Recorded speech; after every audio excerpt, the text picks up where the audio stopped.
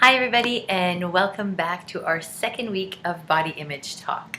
So what I wanted to talk about today was being perfect and the idea of perfection. It's kind of funny because this is my about 10th time trying to record this, deciding if I should wear glasses, put my hair up, put it down, wanting it to be perfect.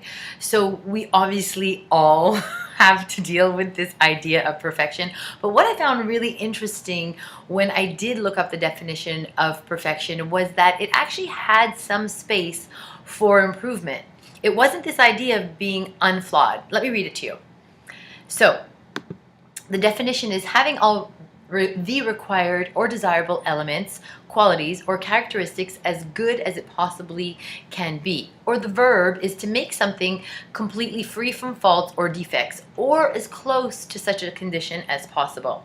So I kind of like that it says that as close as possible thing. Very often we think of being perfect is kind of something that is an absolute. And I think that absolute can almost freeze us and stop us from taking steps forward.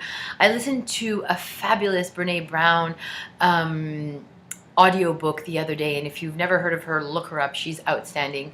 And one of the concepts she does talk about is this concept of being imperfect, and how that can stop us from taking steps forward, putting ourselves out there, trying new things, becoming better.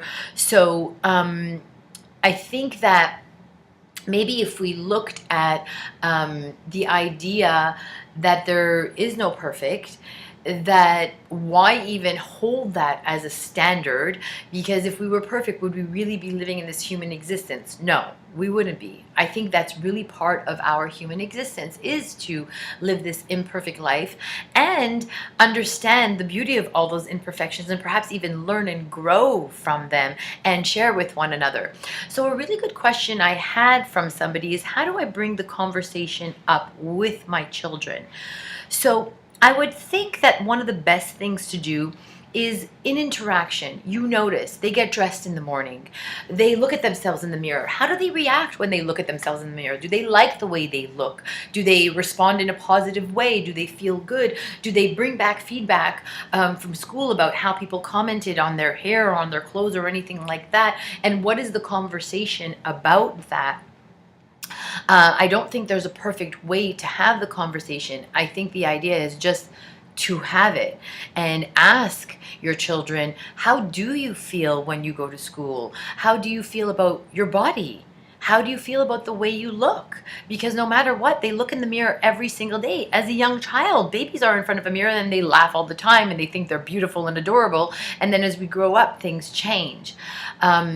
So that would be my second conversation within this body image series talk, is to talk about what is perfect, what does it mean, bring out the definition, understand that there is space for improvement even within the word of perfect, and that we can never really attain that perfection, and even thinking that we could is a flawed premise, because if we were perfect, this wouldn't be the existence we were living in, right?